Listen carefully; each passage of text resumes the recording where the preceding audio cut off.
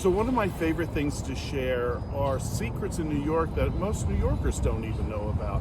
I think most people know about the promenade in Brooklyn Heights, but how many people really know about Gantry Park in Queens? As you can see, we have some of the most amazing views of Manhattan, specifically the best view of the United Nations complex.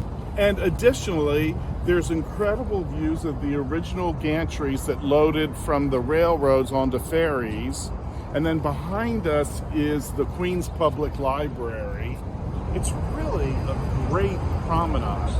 Originally, there doesn't seem to be any Indian settlements on Hunters Point, and the first European settlers established homes in the mid-1600s.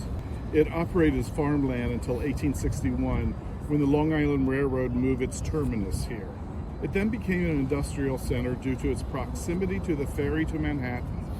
Kerosene and oil refineries followed shortly, along with the Pepsi bottling plant. The Long Island Railroad tracks connected to Long Island City float bridges on the waterfront, where freight cars could be floated from New Jersey and elsewhere in the country. Some infrastructure remains, namely the iron black arches known as gantries, where the shipping cars were loaded and unloaded. By the later 20th century, industries began to leave. For years, the site was covered with weeds and debris.